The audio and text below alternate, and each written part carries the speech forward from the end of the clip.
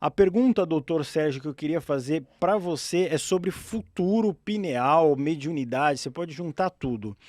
Como a gente já viu, o Chico Xavier, o Geraldo Lemos Neto esteve aqui, ele contou que o Chico Xavier conseguia prever algumas coisas do futuro, e aliás, do passado ele lembrava de 40 mil anos, ele falou que era muita coisa. Mas o Chico Xavier é ao concurso. Você já teve alguma experiência, ou você mesmo, se quiser falar, pode falar, você, ou algum médium que você viu que conseguiu prever o futuro, que chegou e falou assim, ó, dia 11 de novembro de 2023, que é o dia que ainda não aconteceu, que essa live aqui é no dia 9/8 de 2023, vai acontecer tal coisa, não sei o que, e você fala, pô, aconteceu isso que o médium falou. Tem essa chance? Ou não, ou talvez, qual seria? Dá para prever o futuro? Você veja, saiu notícia recentemente que uma pessoa colocou fogo numa residência, num prédio, Uhum. e faleceu o pai e a filha. E é uma notícia, inclusive, que a mãe foi visitar o assassino, né? Com a expectativa de se libertar da chaga enfim, libertar a mente dela, é o perdão, né? Libertar a mente dela daquela. Perdoar para libertar a mente, não é? Então foi uma reportagem extraordinária que vem saindo aí nas notícias. E ela fala que a filha dela, no dia anterior, falou para ela: mãe, eu vou morrer. Cara. O Papai do céu veio me avisar. E ela ficou chocada com aquilo. E ela falou que outras vezes a filha tinha dito para ela isso. E essas coisas são comuns. Eu falei numa situação dramática, mas são comuns em outros espectros. Quando você vai ver, aconteceu uma coisa que você fala, nossa, mas eu tinha visto isso antes. São chamados os déjà vus, não é? Quando a pessoa tem um desdobramento, ela tem uma antevisão. Mas nem sempre a gente presta atenção. Às vezes quando aconteceu é que você fala assim, nossa, mas parece que eu imaginava que ia acontecer. Não é? Quem era fascinado pelos profetas era o padre Antônio Vieira. O padre Antônio Vieira foi quem fundamentou a língua portuguesa. O pessoal estuda na escola, né? Os sermãos do padre Antônio Vieira. E o padre Antônio Vieira, ele escreveu um livro chamado História do Futuro. Ele era fascinado pela visão dos profetas, pela visão do futuro. E ele previu que haveria no futuro um quinto império.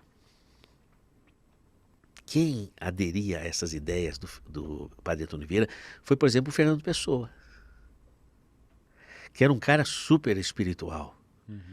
Ele fazia as poesias dele eram psicografias.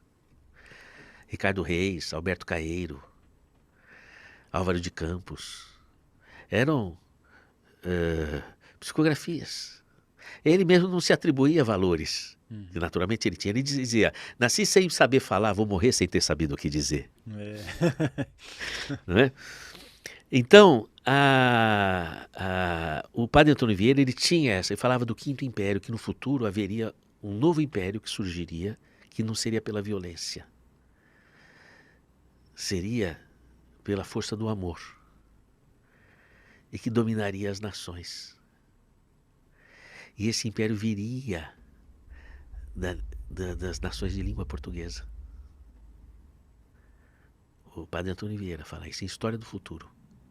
E o padre Antônio Vieira, ele vinha ao Brasil, você veja, naquelas caravelas, não sei se você já viu uma caravela. Só em livro. É um barquinho. Não dá para acreditar como que o cara atravessava o Atlântico naquela coisinha. Inacreditável. Você fala, isso é a caravela? É um barquinho de parque de diversão. Não dá para acreditar como é que eles faziam. Lógico, eu estou falando uma força de expressão, mas assusta. Como é pequeno, como não é uma coisa... Como que atravessou o Atlântico? Ele fez isso. E ele chegava aqui entre os índios e ele dizia assim, nossa, os índios não precisam ser católicos. Eles conhecem o amor por outras fontes. Também pode adquirir o paraíso. Ele foi chamado na Inquisição. E ele era impressionado com um sapateiro de Coimbra que previa as coisas. Ele falava, pô, o cara é profeta, mas ele é um sapateiro. Então ele fala, pô, para ser profeta não precisa ser santo.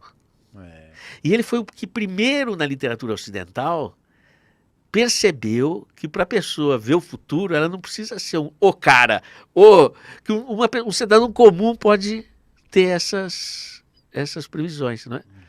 Então é interessante, na verdade. Agora, eu mesmo, eu acho que eu perdi muito a minha visão espiritual devido ao fato de eu ser médico e precisar da poda da ciência.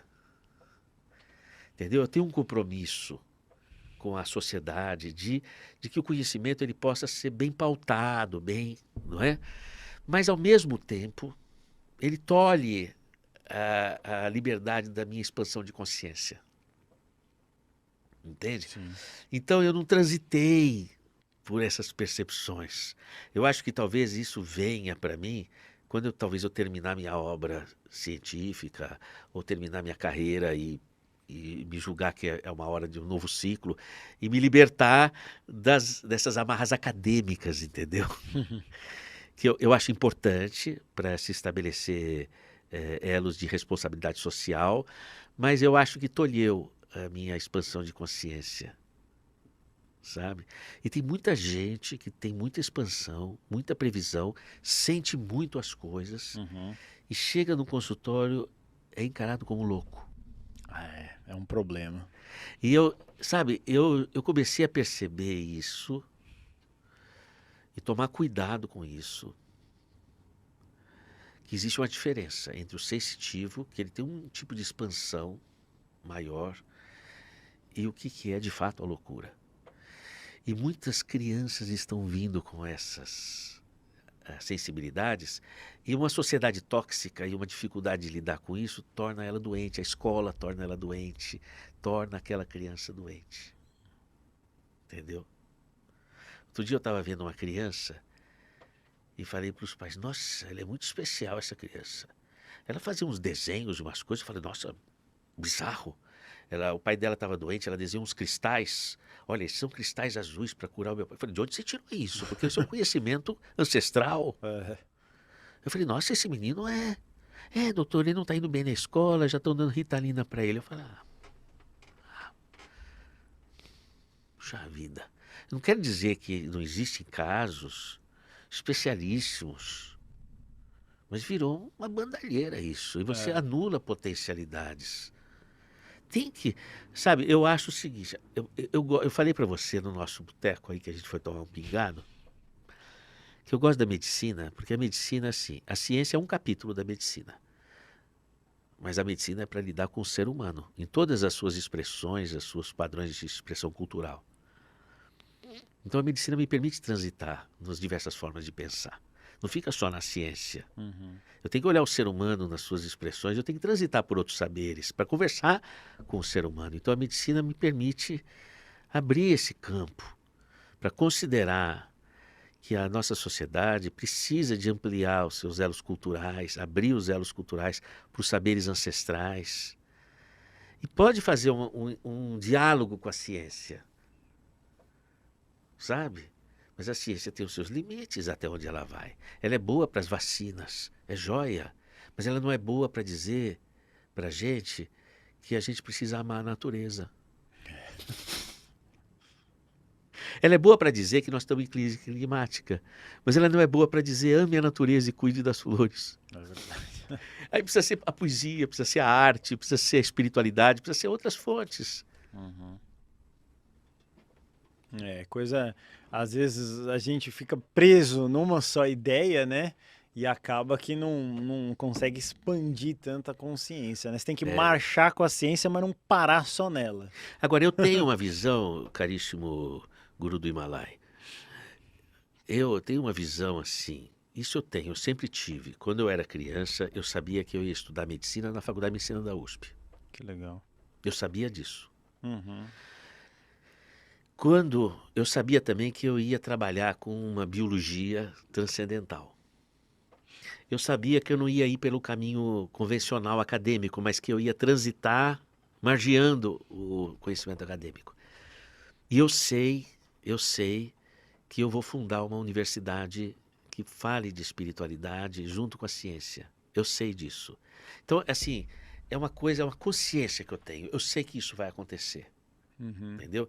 Então, esse projeto da Unispírito, que eu coloco lá, tem até o Instagram, essas coisas, é um projeto de uma universidade que dialogue com o espiritual. Entendeu? Eu sei que eu vou construir isso. Então, é uma forma de ver o futuro ao mesmo tempo, porque é tanta certeza que eu tenho que eu vou chegar ali, que eu caminho firme nessa direção. Uma universidade que vai levar totalmente em consideração a parte espiritual. Espiritual. Sem perder os rigores da ciência, mas apontando onde a ciência se encontra com o espiritual.